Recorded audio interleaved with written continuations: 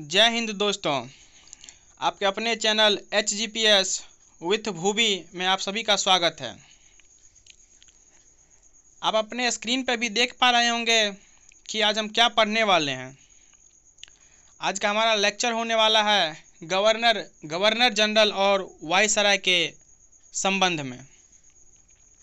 तो बंगाल के governor general कौन हुए, बंगाल के प्रथम गवर्नर जनरल कौन हुए, बंगाल के प्रथम गवर्नर कौन हुए, भारत के प्रथम और अंतिम गवर्नर जनरल कौन हुए, प्रथम ब्रिटिश वायसराय कौन हुए और अंतिम ब्रिटिश वायसराय कौन हुए, इसी के बारे में आज हम लोग पढ़ेंगे। और क्लास में ही पढ़ने के साथ साथ प्रश्नों को हल करेंगे और प्रश्न के उत्तर का संपूर्ण रूप से व्याख्या करेंगे। तो चलिए दोस्तों आगे बढ़ते हैं और बात करते हैं कि आज हम किन के बारे में पढ़ने वाले हैं। तो दोस्तों आपके स्क्रीन पे दिख रहा होगा ये तस्वीर। अभी जो आप अपने स्क्रीन पे देख रहे होंगे उनमें से पहले हैं रॉबर्ट क्लाइव, फिर वारेन हेस्टिंग्स, फिर विलियम बेंटिक, फिर लॉर्ड कैनिंग, उसके बाद लॉर्ड माउंटबेटन, तत्पश्चात सबसे अंतिम में है सी राजगोपालचारी यानी चक्रवर्ती राजगोपालचारी। तो दोस्तों आज इन्हीं 5-6 व्यक्ति से संबंधित हम लोग सभी बातों को करेंगे और इन सभी 5 व्यक्ति के संबंध में ही हम लोग आज का लेक्चर पूरा करने वाले हैं। इससे आपका अंदाज़ा लग चुका होगा दोस्तों कि मात्र यही 5-6 व्यक्ति के संबंध में आज हम लोग पढ़ेंगे, तो आज का क्लास कितना महत्वपूर्ण होने वाला है। इसी के साथ दोस्तों अब हम अपने लेक्चर पर आगे बढ़ने वाले हैं। तो चलिए दोस्तों अब हम आगे बढ़ते हैं अपने क्लास के तरफ। तो दोस्तों आज का हमारा क्लास मैंने पहले ही बता दिया है कि आज का क्लास क्या होने वाला है, गवर्नर जनरल एवं वायसराय। तो मैं आज का क्लास दोस्तों प्रश्न से ही प्रारंभ किया हूँ। जैसे कि आपके सामने सबसे पहला प्रश्न होगा कि बंगाल के सर्वप्रथम गवर्नर कौन हुए। तो मैं आपको बता दूं दोस्तों कि बंगाल के सर्वप्रथम गवर्नर रॉबर्ट क्लाइव हुए थे। तो बंगाल के प्रथम गवर्नर रॉबर्ट क्लाइव, बंगाल के प्रथम गवर्नर रॉबर्ट क्लाइव, बंगाल के प्रथम गवर्नर कौन थे? Robert Clive. तो अब आगे बढ़ते हैं और रॉबर्ट क्लाइव से जुड़ी हुई सभी बातों को हम लोग अच्छे से डिटेल से विस्तार से समझ लेते हैं कि जब रॉबर्ट क्लाइव बंगाल के गवर्नर के रूप में भारत आए तब उन्होंने कौन कौन से कार्य को पूरा किया और कब से कब तक बंगाल के गवर्नर के रूप में भारत में विद्यमान रहे। तो दोस्तों आगे बढ़ते हैं और बात करते हैं बंगाल का गवर्नर का पद। तो दोस्तों आपको मैं बता दूं कि रॉबर्ट क्लाइव जो थे वो भारत के बंगाल के सबसे प्रथम गवर्नर हुए। जब रॉबर्ट क्लाइव इंग्लैंड में जन्म हुए थे तो जब बड़ा हो गए तो बड़े होने के क्रम में उन्होंने कंपनी में एक छोटे पद पर क्लर्क के रूप में शामिल हुए थे। जब उनकी जन्म ब्रिटेन में हुई तो जन्म लेने के बाद वो जब युवा अवस्था में आए तो उन्होंने एक कंपनी में क्लर्क के रूप में शामिल हुए। लेकिन इनमें बहुत सारी योग्यता थी, इनमें बहुत सारे अच्छे गुण थे। इस योग्यता के कारण ही ये बहुत ऊंचे पद तक गए। अब पॉइंट नंबर 2 देखते हैं और बात करते हैं कि उस समय यानी कि 1757 रॉबर्ट क्लाइव का शासनकाल है मेरे दोस्तों। जब वो बंगाल के गवर्नर के रूप में आए थे तो उनका पहला जो शासनकाल था वो था 1757 से 1760। तो 1757 के समय जो इंग्लैंड के पीएम थे, प्राइम मिनिस्टर, वो थे विलियम पिट। तो रॉबर्ट क्लाइव के द्वारा बंगाल में बहुत सारे काम को पूरा किया जाता है। उस काम को पूरा करने के बाद इंग्लैंड के जो पीएम थे विलियम पिट, उनके द्वारा रॉबर्ट क्लाइव को स्वर्ग से उत्पन्न सेना नायक की उपाधि दी जाती है। तो मेरे दोस्तों यहाँ पर एक प्रश्न बनता है कि विलियम पिट के द्वारा किनको स्वर्ग से उत्पन्न सेना नायक का उपाधि प्रदान किया गया था? इसका आंसर होगा रॉबर्ट क्लाइव को। अब आगे बढ़ते हैं और पॉइंट नंबर 3 पर आते हैं। जब मेरे दोस्तों रॉबर्ट क्लाइव 1757 से 1760 तक पहली शासनकाल के दौरान बंगाल के गवर्नर थे, उसके बाद उन्होंने फिर से 2 वर्ष के लिए, माफ कीजिएगा दोस्तों 4 वर्ष के लिए, यानी 1760 से 1764, उस समय बेंसीटाड जो कि बंगाल के गवर्नर थे, तो 4 वर्ष इन्होंने वापस ब्रिटेन चला गया। इनके द्वारा ब्रिटेन जाने के क्रम में बेंसीटाड बंगाल के गवर्नर के पद को संभाला। तत्पश्चात 1765 से 1767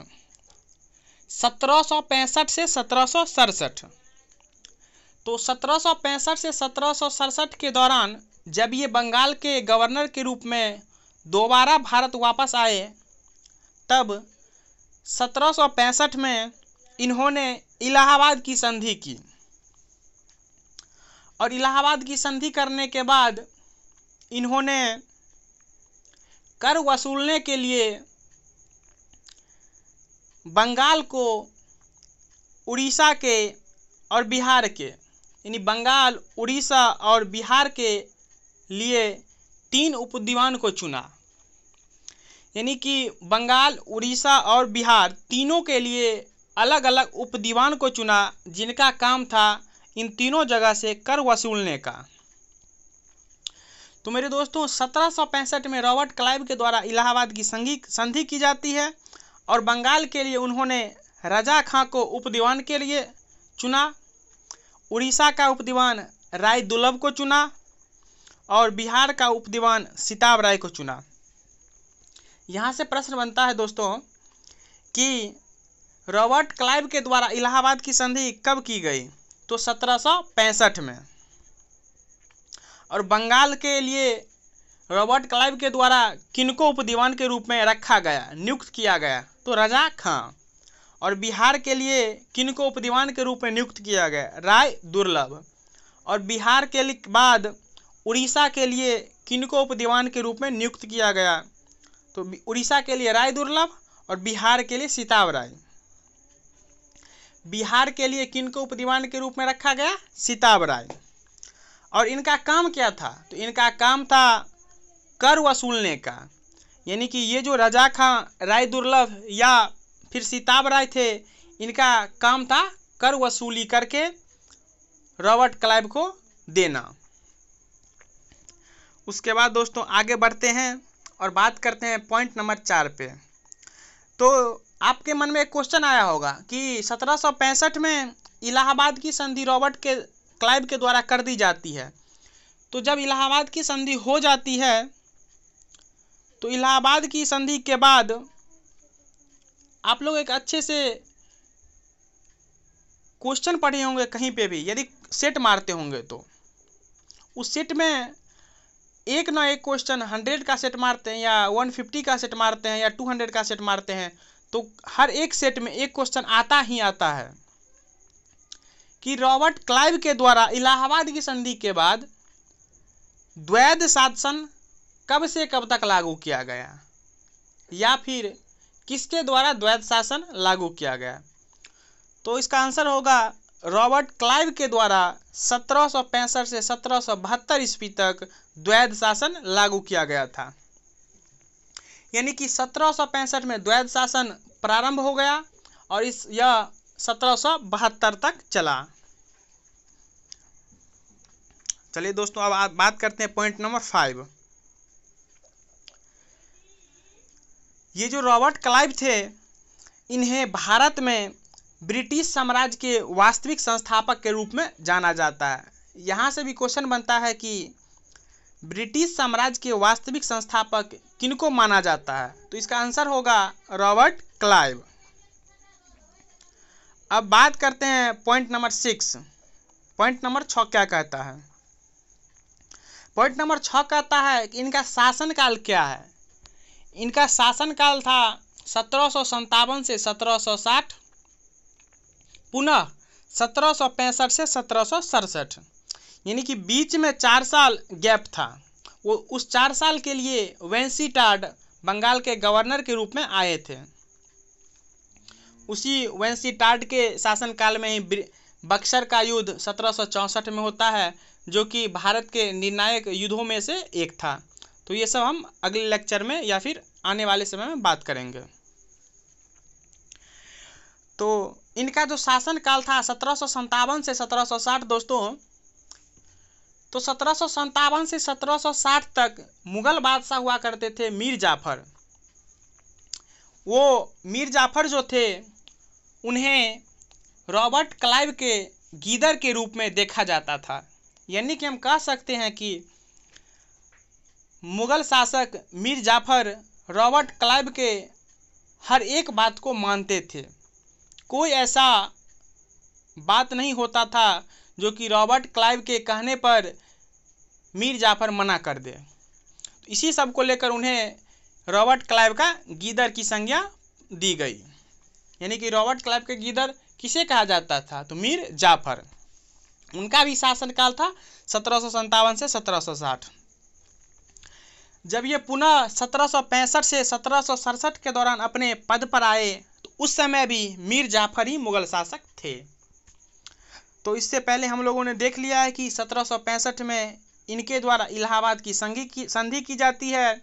उस समय कर वसूलने के लिए उड़ीसा, बिहार और बंगाल के क्षेत्र से राय दुर्लभ, सिताब राय और रजा खां को नियुक्त किया जाता है और 1765 में ही द्वैध शासन लागू कर दिया जाता है रॉबर्ट क्लाइव के द्वारा। तो दोस्तों, जैसा कि हमने आपको बोला था कि इस क्लास में हम उस सभी बातों को पढ़ेंगे जो हमारे प्रथम गवर्नर या फिर गवर्नर जनरल या फिर वायसराय के रूप से संबंधित होगा। तो हमने देखा कि बंगाल के सर्वप्रथम गवर्नर कौन थे? तो सर्वप्रथम गवर्नर रॉबर्ट क्लाइव थे। तो बात आता है रॉबर्ट क्लाइव तो थे, लेकिन उनके द्वारा क्या क्या काम किया गया, उनका शासनकाल क्या था, इस सब बातों को हमने अच्छे से डिटेल में देख लिया है और क्वेश्चन भी एक दो करके देख लिया आगे भी। तो दोस्तों, हमारा प्रथम गवर्नर बंगाल के कौन थे वो हो चुका है। अब हम आगे बढ़ते हैं दूसरे प्रश्न पे और उस प्रश्न के साथ ही हम उसका विस्तार रूप से सॉल्यूशन भी खोजेंगे। उससे पहले दोस्त आप लोग अच्छे से देख लीजिए कि यही है रॉबर्ट क्लाइव, जिनका शासनकाल था 1757 से 1760, तत्पश्चात 1765 से 1767। इन्हीं के द्वारा 65 में इलाहाबाद की संधि की जाती है और द्वैध शासन भी 1765 में लागू किया जाता है। यही हमारे बंगाल के प्रथम गवर्नर थे। तो दोस्तों, जितना बार हम बोल चुके हैं, यदि आप अच्छे से सुने होंगे इस लेक्चर को तो मैं उम्मीद करता हूं कि एक भी प्रश्न आप भूल नहीं पाएंगे और इससे जुड़ी जो भी प्रश्न आपके एग्जाम में आएगा आप उसे छोड़कर नहीं आएंगे या गलत टिक आउट करके नहीं आएंगे। तब आगे बढ़ते हैं अब रॉबर्ट क्लाइव के बाद। इसके आगे बढ़ते हैं हम लोग और बात करते हैं कि गवर्नर जनरल। और गवर्नर जनरल से पहले बंगाल के अंतिम गवर्नर। तो यहाँ पे जैसे कि आप अपने स्क्रीन पे देख पा रहे होंगे कि बंगाल के अंतिम गवर्नर और बंगाल के प्रथम गवर्नर जनरल, यानी कि जो बंगाल के अंतिम गवर्नर थे वही बंगाल के प्रथम गवर्नर जनरल भी थे। इससे साफ साफ मालूम पड़ता है कि वारेन हेस्टिंग जो थे वो बंगाल के अंतिम गवर्नर थे और बंगाल के प्रथम गवर्नर जनरल थे, यानी कि वारेन हेस्टिंग्स। आप अपने स्क्रीन पे अच्छे से देख पा रहे होंगे। तो दोस्तों, इसका आंसर होगा वारेन हेस्टिंग्स। तो अब हम बात करते हैं कि वारेन हेस्टिंग्स के रूप में जब बंगाल के गवर्नर जनरल के रूप में इन्हें नियुक्त किया गया, ये पद पर आए, तो इनके समय में कौन कौन सी घटना घटित हुई या इनके द्वारा कौन कौन सा कार्य पूरा किया गया, तो इसको हम लोग अब अच्छे से विस्तार से देख लेते हैं। चलिए बात करते हैं वारेन हेस्टिंग्स से जुड़ी हुई बात। तो वारेन हेस्टिंग्स जो थे, इनका शासन काल था 1772 से 1785। इनका शासन काल क्या था? 1772 से 1785, जिसमें एक टर्म था 1772 से 1773। 1772 से 1773 तक वारेन हेस्टिंग्स बंगाल के गवर्नर के पद पर नियुक्त रहे, यानी आसीन रहे। तत्पश्चात आप बोलेंगे कि फिर 1773 तक रहे, फिर आप बोलें 1785 तक इनका शासनकाल था, तो आखिर बात क्या है? तो मैं आपको बता दूं दोस्तों कि 1772 से 1773 तक इनका शासनकाल था बंगाल के गवर्नर के रूप में। तत्पश्चात उसी समय 1773 में रेगुलेटिंग एक्ट आता है। कौन सा एक्ट दोस्तों? 1773 में रेगुलेटिंग एक्ट आता है, जिसके तहत बंगाल के गवर्नर के पद को बंगाल का गवर्नर जनरल कर दिया जाता है। यहाँ से एक प्रश्न बनता है कि किस एक्ट के तहत बंगाल के गवर्नर पद को बंगाल के गवर्नर जनरल का पद कर दिया जाता है? तो इसका आंसर होगा 1773 का रेगुलेटिंग एक्ट। कौन सा एक्ट? 1773 का रेगुलेटिंग एक्ट। तो चलिए अब बात करते हैं इनका शासनकाल जो था 1773 के बाद 1773 से 1785। तो 1773 से 1785 तक वारेन हेस्टिंग्स बंगाल के गवर्नर जनरल के रूप में नियुक्त हुए थे। जब वो अपने पद पर बैठ गए, गवर्नर जनरल के पद पर, तो उसके बाद यहाँ से भी एक क्वेश्चन और बनता है कि बंगाल के प्रथम गवर्नर जनरल कौन हुए? तो दोस्तों मैं आपको बता दूं कि बंगाल के प्रथम गवर्नर जनरल वारेन हेस्टिंग्स हुए। शासनकाल था 1773 से 1785। वैसे दोस्तों मैक्सिमम एग्जाम में, या कह सकते हैं कि लगभग नगण्य एग्जाम में 9 के बराबर, किसी भी एग्जाम में 9 के बराबर किसी गवर्नर या गवर्नर जनरल का शासन अवधि पूछा जाता है। कुछ कुछ गवर्नर हैं जिनका शासन अवधि भी पूछा जाता है, वो मैं आपको जब उस गवर्नर जनरल या वाइसरॉय पे आएंगे तो मैं आपको बता दूंगा कि इनका शासन काल भी याद रखना है। फिलहाल इसमें इतना ही याद रखिए कि 1773 से 1785 तक ये गवर्नर जनरल के रूप में नियुक्त हुए। तो किस एक्ट के तहत? 1773 के रेगुलेटिंग एक्ट के तहत। इसमें इनका इतना शासनकाल समय याद रखना उतना इम्पोर्टेंट नहीं है। अब आगे बढ़ते हैं और बात करते हैं कि जब ये अपने पद पर आसीन हो गए तब इनके समय में कौन कौन सी घटना घटित हुई। पॉइंट नंबर 4 पे आते हैं। तो 1775 से 1782 के दौरान प्रथम आंग्ल मराठा युद्ध होता है, जिसका समाप्ति सालाबाई के संधि के तहत किया जाता है। एक एग्जाम में यह क्वेश्चन आया हुआ था कि प्रथम आंग्ल मराठा के युद्ध का समापन किस संधि के द्वारा किया जाता है? तो इसका आंसर होगा प्रथम आंग्ल मराठा युद्ध की समाप्ति सालाबाई की संधि। किस संधि के द्वारा? सालाबाई की संधि के द्वारा किया जाता है। और प्रथम आंग्ल मराठा युद्ध कब होता है? तो 1775 से 1782। अब आगे बढ़ते हैं और आते हैं पॉइंट नंबर 5। तो 5 है कि 1780 से 1784 के दौरान द्वितीय आंग्ल मैसूर युद्ध, जिसकी समाप्ति मैंगलोर की संधि के तहत की जाती है। यहाँ से भी एक क्वेश्चन बना है कि द्वितीय आंग्ल मैसूर युद्ध जब हुआ था 1780 से 84 के समय, तो उसकी समाप्ति किस संधि के तहत हुई थी? तो याद रखिएगा आप, 1780 से 84 के दौरान द्वितीय आंग्ल मैसूर युद्ध की समाप्ति मैंगलोर की संधि से हुआ है। किस संधि से? मैंगलोर की संधि से। अब बात करते हैं पॉइंट नंबर 6, यानी कि पॉइंट नंबर 6 क्या है। तो 6 है मेरे दोस्तों, 1781 में पोर्टो नोवा का युद्ध हुआ था। वारेन हेस्टिंग्स के समय ही 1781 में पोर्टो नोवा का युद्ध हुआ था। एक एग्जाम में आया हुआ था कि पोर्टो नोवा का युद्ध कब हुआ था, तो उसमें आपको डेट याद रखना पड़ेगा कि पोर्टो नोवा का युद्ध 1781 में हुआ था। और थोड़ा और डिटेल जाएंगे तो किनके शासनकाल में? तो वारेन हेस्टिंग के शासनकाल में, जब वह बंगाल के गवर्नर जनरल के पद पर थे, तब पोर्टो नोवा का युद्ध 1781 ईस्वी में हुआ था। अब बात करते हैं पॉइंट नंबर 7 क्या है। कालिदास की रचना अभिज्ञान शकुंतलम का अंग्रेजी भाषा में अनुवाद विलियम जोन्स के द्वारा किया गया। तो वारेन हेस्टिंग्स के समय ही कालिदास की जो रचना थी अभिज्ञान शकुंतलम, उनका अंग्रेजी भाषा में अनुवाद विलियम जोन्स के द्वारा किया जाता है। यानी हम कह सकते हैं कि अभिज्ञान शकुंतलम का अंग्रेजी भाषा में अनुवाद किनके शासनकाल में किया गया था? तो आंसर होगा वारेन हेस्टिंग्स।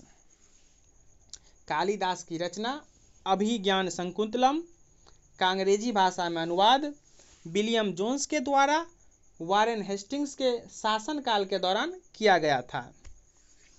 यहाँ से एक क्वेश्चन बनता है कि अभिज्ञान शकुंतलम किसकी रचना है? अभिज्ञान शकुंतलम कालिदास की रचना है। अब आगे बढ़ते हैं और आते हैं पॉइंट नंबर 8। भगवत गीता का अंग्रेजी में अनुवाद विलियम विलिंगसन के द्वारा किया गया था। यानी कि विलियम विलिंगसन के द्वारा वारेन हेस्टिंग्स के शासनकाल के दौरान भागवत गीता का अंग्रेजी भाषा में अनुवाद किया गया था। यहाँ से एक क्वेश्चन बनता है कि भागवत गीता का अंग्रेजी भाषा में अनुवाद किनके द्वारा किया गया था? तो विलियम विलिंगसन के द्वारा। उम्मीद करता हूँ दोस्त कि आप सभी को मेरी सारी बात अच्छे से समझ आती होगी और साथ ही साथ क्लास में आपको अच्छे से याद भी होता होगा। दोस्तों, मैं बहुत आराम से आप लोगों को बता रहा हूँ। यदि आप लोगों को कहीं पे दिक्कत आ रही है तो आप ज़रूर वीडियो को पॉज करके, या तो फिर स्पीड यदि मेरा ज़्यादा लगे तो स्पीड कम करके 0.75x पे देख सकते हैं, या स्लो लगे स्पीड तो 1.5 पे 2.0 पे x पे कहीं पे भी आप देख सकते हैं। और इसका नोट बनाना ना भूले दोस्तों। तो चलिए अब बात करते हैं आगे, यानी कि पॉइंट नंबर 9। पॉइंट नंबर 9 क्या है? कलकत्ता में 1781 में प्रथम मदरसा, कलकत्ता में 1781 ईस्वी में प्रथम मदरसा की स्थापना वारेन हेस्टिंग्स के शासनकाल में ही होता है। और इस मदरसा की स्थापना क्यों की जाती है? तो इस मदरसा की स्थापना मुस्लिम शिक्षा को बढ़ावा देने हेतु किया जाता है। यानी कि यहाँ से एक क्वेश्चन पूछा भी गया है कि प्रथम मदरसा का स्थापना किसके शासनकाल के दौरान कलकत्ता में किया गया था? प्रथम मदरसा का स्थापना किसके शासनकाल में कलकत्ता में किया गया था? तो आंसर होगा वारेन हेस्टिंग्स के शासनकाल के दौरान 1781 ईस्वी में प्रथम मदरसा की स्थापना कलकत्ता में वारेन हेस्टिंग्स के शासनकाल में किया गया था। क्यों किया गया था? तो मुस्लिम शिक्षा को बढ़ावा देने के लिए। ठीक है दोस्तों, तो अब आगे बढ़ते हैं और आते हैं पॉइंट नंबर 10। 10 कहता है कि कर वसूलने को लेकर इजारेदारी प्रथा या फार्मिंग सिस्टम या ठेकेदारी प्रथा को अपनाया गया। यानी कि वारेन हेस्टिंग्स जो थे ये कर वसूलने के लिए किस प्रथा को अपनाए? तो एक प्रथा था, उसका नाम था इजारेदारी प्रथा। इजारेदारी प्रथा, जिसको हम लोग फार्मिंग सिस्टम भी कहते हैं, या कहीं कहीं पे आप इसे ठेकेदारी प्रथा भी पढ़ते हैं। तो यहाँ से प्रश्न आया था कि इजारेदारी प्रथा को कर वसूलने के लिए किसके द्वारा लागू किया गया था? इजारेदारी प्रथा को कर वसूलने के लिए किसके द्वारा लागू किया गया था? तो इसका आंसर होगा वारेन हेस्टिंग्स। वारेन हेस्टिंग्स के द्वारा इजारेदारी प्रथा या फार्मिंग सिस्टम या ठेकेदारी प्रथा को कर वसूलने के लिए अपनाया गया था। चलिए अब आगे बढ़ते हैं और आते हैं पॉइंट नंबर 11। 11 क्या कहता है? 11 कहता है कि द बंगाल गजट समाचार पत्र जेम्स अगस्टस हिक्की के द्वारा प्रकाशित, यानी सबसे प्रथम जो समाचार पत्र था वो था द बंगाल गजट। तो यहाँ पे एक प्रश्न आया था यहाँ से कि सर्वप्रथम समाचार पत्र द बंगाल गजट जो था वो किसके द्वारा किसके शासनकाल में प्रकाशित किया गया था? सर्वप्रथम समाचार पत्र द बंगाल गजट जो था किसके द्वारा किसके शासनकाल में प्रकाशित किया गया था? इसका आंसर होगा जेम्स अगस्टस के द्वारा वारेन हेस्टिंग्स के शासनकाल में।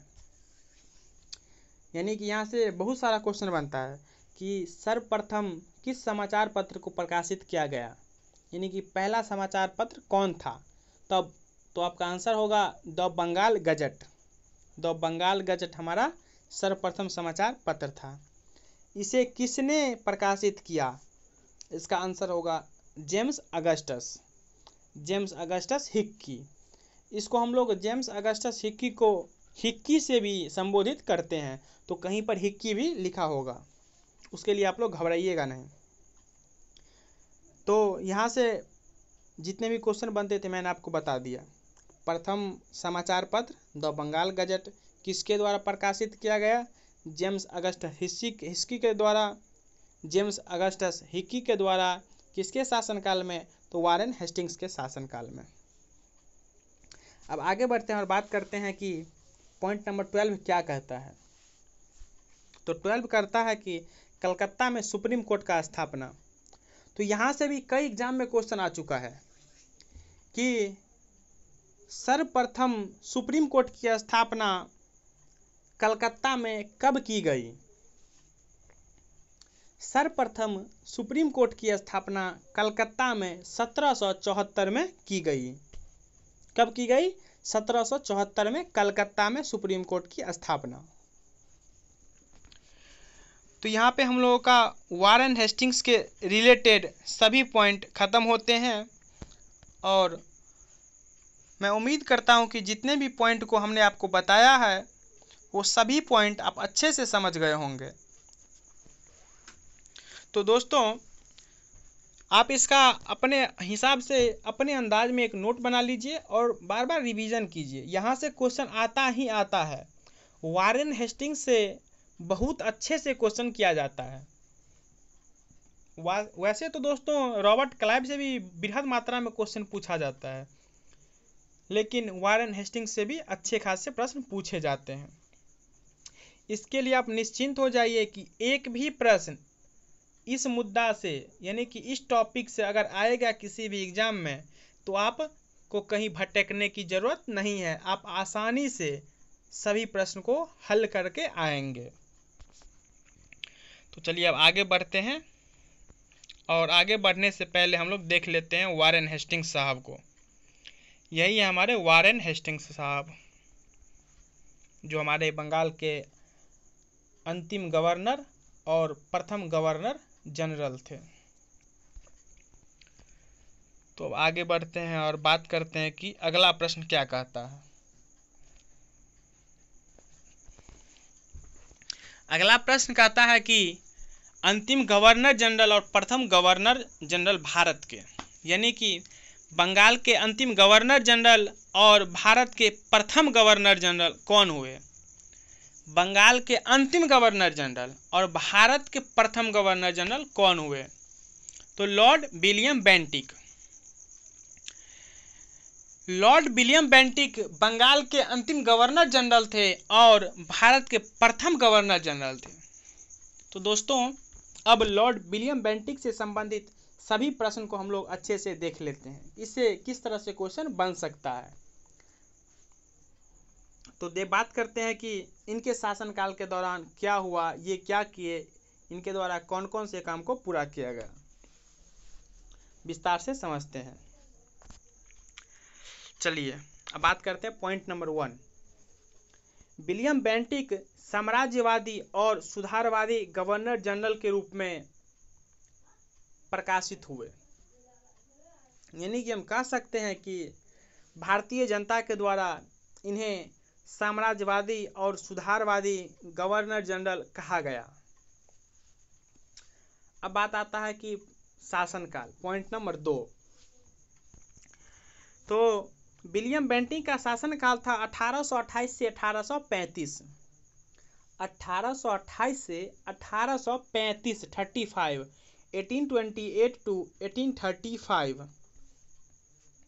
तो 1828 टू 1833, 1828 टू 1833, यानी 1828 से 1833 तक ये बंगाल के अंतिम गवर्नर जनरल के रूप में पद को संभाले और 1833 से 1835, यानी 1833 टू 1835, 1833 टू 1835 तक इन्होंने भारत के गवर्नर जनरल के रूप में इस पद को संभाला। तो हम कह सकते हैं कि विलियम बेंटिक 1833 से 1835 तक भारत के गवर्नर जनरल थे और 1828 से 1833 तक ये बंगाल के गवर्नर जनरल थे। अब आते हैं पॉइंट 2 और बात करते हैं कि 1833 से ये 35 तक जो भारत के गवर्नर जनरल बने, ये किसके तहत बने? तो पॉइंट नंबर 3 में लिखा है 1833 यानी 1833 के चार्टर एक्ट के तहत इनके पद को, यानी बंगाल के गवर्नर जनरल के पद को भारत के गवर्नर जनरल के रूप में बदल दिया गया।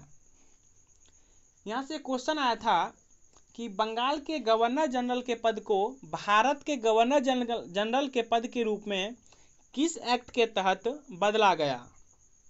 तो इसका आंसर होगा 1833 के चार्टर एक्ट के तहत।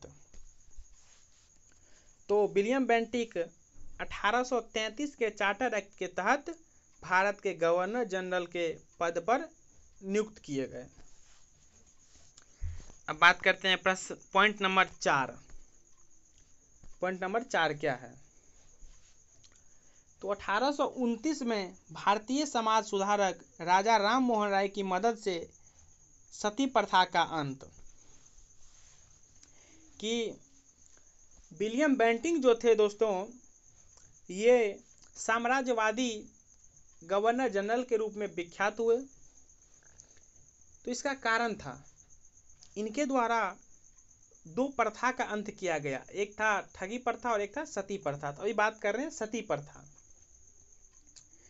1829 में राजा राम मोहन राय की मदद से इन्होंने कानून बनाकर सती प्रथा का अंत कर दिया। यहाँ से क्वेश्चन आया हुआ है कि 1829 में किसकी मदद से विलियम बेंटिक सती प्रथा का अंत कर देते हैं? तो इसका आंसर था राजा राम मोहन राय, जो कि भारतीय समाज सुधारक थे। तो बात करते हैं इससे आगे पॉइंट नंबर 5। पॉइंट 5 क्या कहता है? 1830 में कर्नल सिलीमैन की मदद से ठगी प्रथा का अंत, अभी मैंने आपको बताया था। विलियम बेंटिक साम्राज्यवादी गवर्नर जनरल थे, इसका कारण था जिसमें उन्होंने सती प्रथा का अंत किया और ठगी प्रथा का अंत किया। तो सती प्रथा का अंत उन्होंने राजा राम मोहन राय के द्वारा 1829 ईस्वी में कानून बनाकर कर दिया। राजा राम मोहन राय समाज सुधारक थे भारत के, और 1830 में इन्होंने ठगी प्रथा का अंत किया। तो ठगी प्रथा का अंत किसके मदद से किया इन्होंने? तो कर्नल सिलीमैन की मदद से। यहाँ से क्वेश्चन बनता है कि ठगी प्रथा का अंत किनके तहत किया जाता है? तो इसका आंसर होगा कर्नल सिलीमैन। कर्नल सिलीमैन के तहत ठगी प्रथा का अंत कर दिया जाता है 1830 ईस्वी में। उम्मीद करते हैं कि यहाँ तक सारी बात आपको समझ में आ चुका होगा। अब आगे बढ़ते हैं और बात करते हैं पॉइंट नंबर 6। पॉइंट 6 क्या कहता है? कलकत्ता में मेडिकल कॉलेज के नींव मैकाले आयोग की सिफारिश पर 1835 में रखा गया और भारत में शिक्षा का माध्यम अंग्रेजी। इस पॉइंट का कहना है कि दोस्तों, मेडिकल कॉलेज की नींव किस आयोग के सिफारिश पर रखा गया था? तो मेडिकल कॉलेज की नींव मैकाले आयोग की सिफारिश पर 1835 ईस्वी में कलकत्ता में रखा गया था। तो जब मेडिकल कॉलेज की नींव रखी गई थी तो ऑब्वियसली सी बात है कि मेडिकल कॉलेज में क्या होती है, क्या प्रदान की जाती है? तो शिक्षा। तो शिक्षा को किस भाषा में प्रदान की जाएगी? तो उसके लिए एक भाषा का नाम दिया गया। तो भारत में शिक्षा का माध्यम किस भाषा को बनाया गया? तो भारत में शिक्षा का माध्यम अंग्रेजी भाषा को बनाया गया। जिस भाषा का नाम दिया गया उस भाषा का नाम था अंग्रेजी, यानी कि अंग्रेजी भाषा का नाम दिया गया। तो इस पॉइंट से हम अच्छे से समझ गए कि कलकत्ता में मेडिकल कॉलेज की नींव किस आयोग के सिफारिश पर रखी गई? तो मैकाले आयोग के सिफारिश पर। कितने ईस्वी में? 1835 ईस्वी में। और शिक्षा का माध्यम क्या था भारत में? तो अंग्रेजी था। ये सब अच्छे से समझ गए होंगे आप। मैं उम्मीद करता हूँ कि आप अच्छे से इसको समझ गए होंगे। अब आगे बढ़ते हैं और बात करते हैं पॉइंट नंबर 7। पॉइंट नंबर 7 क्या कहता है? 1834 में लॉर्ड मैकाले की अध्यक्षता में प्रथम विधि आयोग का गठन। एक क्वेश्चन यहाँ से आता है कि 1834 में किसकी अध्यक्षता में प्रथम विधि आयोग का गठन किया गया? तो इसका आंसर होगा लॉर्ड मैकाले या लॉर्ड मैकाले।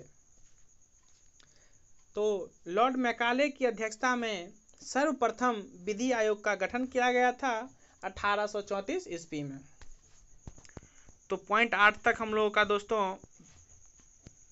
ये सभी पॉइंट 1, 2 से लेकर 8 तक हम लोग क्लियर कर चुके हैं अच्छे से। उम्मीद करता हूँ कि यहाँ तक आपको कोई दिक्कत नहीं होगी।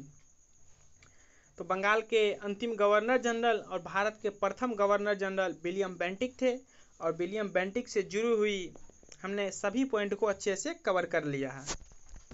अब आगे बढ़ते हैं और बात करते हैं कि अगला प्रश्न हमें क्या कहता है। उस प्रश्न के माध्यम से हम आगे उनका सभी पॉइंट को विस्तार रूप में समझेंगे। तो चलिए दोस्तों अब आगे बढ़ते हैं। यही है हमारे विलियम बेंटिक साहब, जो बंगाल के प्रथम गवर्नर जनरल थे, बंगाल के अंतिम गवर्नर जनरल थे और भारत के प्रथम गवर्नर जनरल हुए। इन्हें साम्राज्यवादी गवर्नर जनरल के रूप में देखा जाता था भारत में। इन्होंने ही सती प्रथा का अंत किया था और ठगी प्रथा का भी अंत कर्नल सिलीमैन की मदद से कर दिया था 1830 ईस्वी में। तो आगे बढ़ते हैं और बात करते हैं कि अगला प्रश्न हमें क्या कह रहा है। अब अगला प्रश्न हमें कह रहा है कि अंतिम गवर्नर जनरल और प्रथम ब्रिटिश वायसराय भारत के, यानी कि भारत के अंतिम गवर्नर जनरल और प्रथम भारत के वायसराय कौन थे?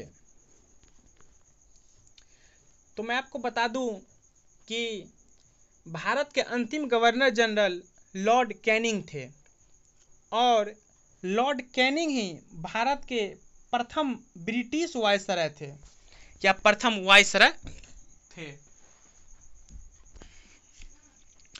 तो भारत के अंतिम गवर्नर जनरल लॉर्ड कैनिंग थे और भारत के प्रथम ब्रिटिश वायसराय भी लॉर्ड कैनिंग थे। तो आइए दोस्तों अब आगे बढ़ते हैं और लॉर्ड कैनिंग से जुड़ी हुई सभी बातों को विस्तारित रूप में हम लोग अच्छे से समझ लेते हैं। इनके शासनकाल में कौन कौन सी घटना घटित हुई देख लेते हैं। पहला पॉइंट है कि 1856 में सैनिक अधिनियम पारित, यानी कि 1856 में इन्हीं के शासनकाल में सैनिक अधिनियम पारित होता है और 1857 का विद्रोह भी इन्हीं के शासनकाल में होता है। ये पॉइंट नंबर 2 तो आप कदापि नहीं भूल पाएंगे क्योंकि हमने इसे अच्छे से 1857 के विद्रोह को पहले लेक्चर में समझा दिया है। तो किनके शासनकाल में 1857 का विद्रोह हुआ? तो लॉर्ड कैनिंग। 1856 में किनके शासनकाल में सैनिक अधिनियम पारित हुआ? तो लॉर्ड कैनिंग। तो अब बात करते हैं पॉइंट नंबर 3 और लॉर्ड कैनिंग का शासनकाल। लॉर्ड कैनिंग का शासनकाल था 1856 से 1862।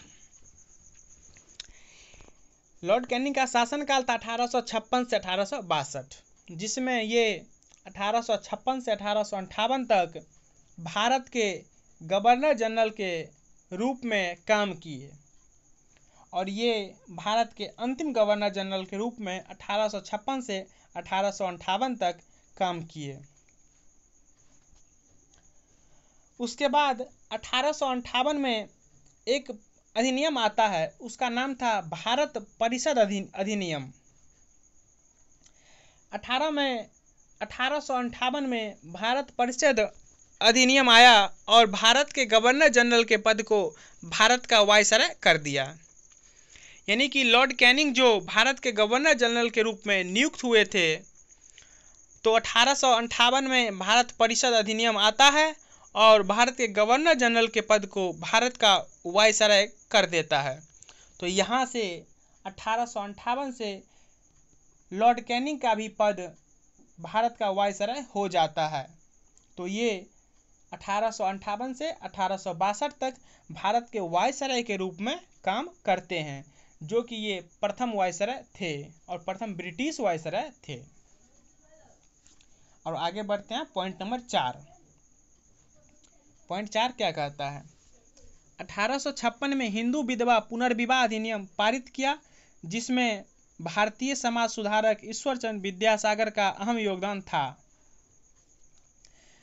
जब ये भारत के गवर्नर जनरल के पद पर थे, उसी समय 1856 में ये हिंदू विधवा पुनर्विवाह अधिनियम पारित करते हैं। इस हिंदू विधवा पुनर्विवाह अधिनियम पारित करने में भारत के जो समाज सुधारक थे ईश्वरचंद्र विद्यासागर, उनका अहम योगदान था। इस पॉइंट को अच्छे से आप लोग समझ लिए होंगे। अब आगे बढ़ते पॉइंट नंबर 5 क्या कहता है? 1858 में भारत परिषद अधिनियम आया और भारत के गवर्नर जनरल के पद को भारत का वायसराय कर दिया। इस पॉइंट को तो हम लोग पहले ही अच्छे से समझ लिए हैं। अब आगे बात करते पॉइंट नंबर 6 क्या कहता है? इन्हीं के समय 1860 में जेम्स विल्सन के द्वारा पहली बार बजट पेश किया गया, साथ ही साथ भारत में आयकर लागू किया गया। यानी कि लॉर्ड कैनिंग जब भारत के वायसराय के रूप में काम कर रहे थे, तो उसी समय जेम्स विल्सन नामक व्यक्ति के द्वारा बजट पेश किया गया था और ये बजट जेम्स विल्सन के द्वारा भारत में पहली बार, यानी सबसे पहली बार जेम्स विल्सन के द्वारा भारत में 1860 में बजट पेश किया गया था। यहाँ से क्वेश्चन बनता है कि सर्वप्रथम बजट किसके द्वारा पेश किया जाता है, यानी किया गया था? तो जेम्स विल्सन, किसके शासनकाल में? तो लॉर्ड कैनिंग। कब? 1860 में। यानी कि 1860 में जेम्स विल्सन के द्वारा लॉर्ड कैनिंग के शासनकाल में बजट पहली बार भारत में पेश किया जाता है। एक बार और आपसे क्वेश्चन करता हूं, 1860 में जेम्स विल्सन के द्वारा सर्वप्रथम किसके शासनकाल में बजट को पेश किया जाता है? आपका आंसर होगा लॉर्ड कैनिंग के शासनकाल में। आगे बढ़ते हैं। जब बजट पेश हो गया था तो उसके बाद ही भारत में आयकर लागू कर दिया गया। उम्मीद करता हूं कि पॉइंट 7 आप लोग अच्छे से समझ गए होंगे। आगे बात करते पॉइंट 8, यानी पॉइंट 8 क्या कहता है। इन्हीं के समय 1861 में भारत परिषद अधिनियम पारित हुआ, जिसके तहत भारत में पोर्टफोलियो प्रणाली की शुरुआत हुई।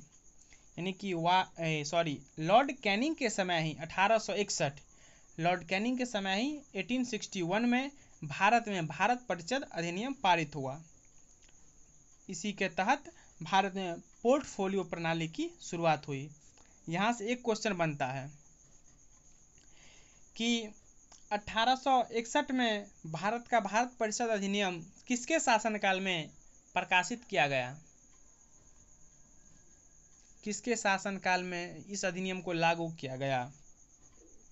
तो 1861 में भारत परिषद अधिनियम लॉर्ड कैनिंग के शासनकाल में पारित किया गया। तो पॉइंट 8 को हम लोगों ने देख लिया दोस्तों। तो पॉइंट 8 तक था लॉर्ड कैनिंग से जुड़ी हुई सभी महत्वपूर्ण पॉइंट, जिसको हम लोगों ने अच्छे से कवर कर लिया। उम्मीद करते हैं कि लॉर्ड कैनिंग को आप लोग अच्छे से समझ गए होंगे। तो भारत के अंतिम गवर्नर जनरल कौन थे और भारत के प्रथम ब्रिटिश वायसराय कौन थे? Lord Canning. शासनकाल 1856 से 1858। भारत के गवर्नर जनरल के रूप में 1858 से 1862। भारत के प्रथम ब्रिटिश वायसराय के रूप में। तो दोस्तों इसके बाद अब हम आगे बढ़ते हैं और देखते हैं कि अगला प्रश्न क्या कहता है। इससे पहले देख लीजिए लॉर्ड कैनिंग को। यही हमारे हैं भारत के अंतिम गवर्नर जनरल और भारत के प्रथम ब्रिटिश वायसराय। चलिए अब आगे बढ़ते हैं और बात करते हैं कि भारत के अंतिम ब्रिटिश वायसराय कौन थे। भारत के अंतिम ब्रिटिश वायसराय कौन थे? इस क्वेश्चन को थोड़ा गौर फरमाइएगा कि यहाँ पे क्या कहता है। भारत के अंतिम ब्रिटिश वायसराय कौन थे? यहाँ पे बच्चे अधिकांश समय फंस जाते हैं, ऑप्शन में किसी और आंसर को टिक आउट करके चले आते हैं। तो जरा गौर फरमाइएगा कि भारत के अंतिम ब्रिटिश वायसराय कौन थे। तो अंतिम ब्रिटिश वायसराय लॉर्ड माउंटबेटन थे। कौन थे? Lord Mountbatten. और अंतिम भारतीय वायसराय भारत के कौन थे? तो सी राजगोपालाचारी, जिसको हम लोग आगे देखेंगे। तो लॉर्ड माउंटबेटन भारत के अंतिम ब्रिटिश वायसराय थे। तो अब आगे बढ़ते हैं और देख लेते हैं लॉर्ड माउंटबेटन से जुड़ी हुई सभी बातों को। तो लॉर्ड माउंटबेटन का शासनकाल था 1947 से 1948। तो आप यह देख सकते हैं कि इनका जो शासनकाल था वो उस वर्ष आया था जिस वर्ष हम लोगों का प्यारा भारत आज़ाद होने वाला था।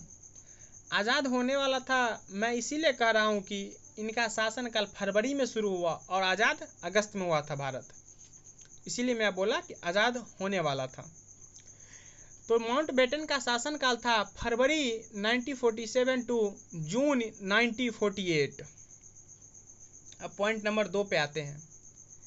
लॉर्ड माउंटबेटन के समय ही 15 अगस्त 1947 को भारत आज़ाद हुआ। ये प्रश्न कई एग्जाम में आता है कि किनके शासनकाल के दौरान भारत को आज़ादी मिली थी। तो लॉर्ड माउंटबेटन के शासनकाल के दौरान 15 अगस्त 1947 को भारत को आज़ादी मिली। उम्मीद करता हूं कि इस दोनों पॉइंट में आपको कोई दिक्कत नहीं हुआ होगा। अब आगे बढ़ते हैं और आते हैं पॉइंट नंबर 3। तीसरा पॉइंट क्या कहता है, इन्हीं के समय 14 अगस्त 1947 को भारत का विभाजन हुआ और पाकिस्तान का निर्माण हुआ। यहाँ से क्वेश्चन बनता है कि पाकिस्तान का निर्माण कब हुआ, तो इसका आंसर होगा 14 अगस्त 1947। 14 अगस्त 1947 से पहले पाकिस्तान भारत का ही एक अंग था, यानी कि पाकिस्तान का नामो निशान 14 अगस्त 1947 से पहले कहीं नहीं था। पापी पाकिस्तान का, ये जो पापी पाकिस्तान है दोस्तों, इसका निर्माण किसके शासनकाल में हुआ, तो आप बोलेंगे कि इस पापी पाकिस्तान का निर्माण लॉर्ड माउंटबेटन के शासनकाल में 14 अगस्त 1947 को हुआ। अब आगे बढ़ते हैं पॉइंट नंबर 4। पॉइंट 4 क्या कहता है, इन्हीं के समय 17 अगस्त 1947 को भारत और पाकिस्तान के बीच रेखा खींचा गया जिसका नाम रेड क्लिफ रेखा है। पॉइंट 4 जो है दोस्तों, ये बहुत वीवीआई पॉइंट है, इसको आप अच्छे से नोट कर लीजिएगा और पॉइंट में वीवीआई करके नोट डालिएगा। दोस्तों यहाँ से पॉलिटी में भी आप पढ़ेंगे कि भारत और पाकिस्तान के बीच कौन सी रेखा खींची गई है, यानी कि ये जो रेड क्लिफ रेखा है, रेड क्लिफ रेखा किन दो देशों के बीच खींची गई है, तो इसका आंसर होगा रेड क्लिफ रेखा भारत और पाकिस्तान के बीच खींची गई है। यहाँ से एक और प्रश्न बनता है कि रेड क्लिफ रेखा का निर्माण कब हुआ, यानी भारत और पाकिस्तान के बीच रेड क्लिफ रेखा कब खींचा गया, तो इसका आंसर होगा 17 अगस्त 1947। पॉइंट 4 से दोस्तों कई एग्जामों में प्रश्न आ चुका है कि भारत और पाकिस्तान के बीच खींची जाने वाली रेखा का क्या नाम है, तो रेड क्लिफ रेखा। रेड क्लिफ रेखा का निर्माण कब हुआ, तो 17 अगस्त 1947 को। तो अब आगे बढ़ते हैं और बात करते हैं पॉइंट 5। इन्हीं के समय 30 जनवरी 1948 को नाथूराम गोडसे के द्वारा महात्मा गांधी को गोली मारकर हत्या कर दी जाती है। जब लॉर्ड माउंटबेटन भारत के वायसराय के रूप में काम कर रहे थे, तो इन्हीं के समय नाथूराम गोडसे के द्वारा 30 जनवरी 1948 को महात्मा गांधी को गोली मारकर हत्या कर दी जाती है। यानी कि महात्मा गांधी की हत्या किनके द्वारा की जाती है, तो नाथूराम गोडसे। और महात्मा गांधी की मौत कब होती है, 30 जनवरी। उम्मीद करते हैं दोस्तों कि लॉर्ड माउंटबेटन से जुड़ी हुई सभी बातों को इस 5 पॉइंट के माध्यम से आप अच्छे से समझ गए होंगे। तो चलिए अब हम आगे बढ़ते हैं और देखते हैं कि आगे का प्रश्न हमें क्या कहता है। आगे का प्रश्न कहता है कि स्वतंत्र भारत का ब्रिटिश वायसराय कौन था। स्वतंत्र भारत का ब्रिटिश वायसराय कौन था, तो लॉर्ड माउंटबेटन। अभी अभी ने हम लोगों ने देखा है कि लॉर्ड माउंटबेटन का शासनकाल था फरवरी 1947 से जून 1948, यानी भारत 1947 के अगस्त में 15 अगस्त को आज़ाद हो जाता है, तो अगस्त के बाद भी जून 1948 तक लॉर्ड माउंटबेटन ही वायसराय रहते हैं। तो स्वतंत्र भारत का ब्रिटिश वायसराय लॉर्ड माउंटबेटन ही थे। अब बात करते हैं अगला प्रश्न, स्वतंत्र भारत का भारतीय वायसराय कौन था। तो इसका आंसर होगा चक्रवर्ती राजगोपालचारी, यानी सी राजगोपालचारी जो थे वो स्वतंत्र भारत के प्रथम और अंतिम वायसराय थे। यहाँ से एक क्वेश्चन बना है कि स्वतंत्र भारत के प्रथम और अंतिम वायसराय कौन थे, तो सी राजगोपालचारी, यानी चक्रवर्ती राजगोपालचारी। तो दोस्तों यहाँ तक उम्मीद करते हैं कि आप अच्छे से समझ गए होंगे और शायद इसके बाद हमारा टॉपिक आज का समाप्त हो जाता है।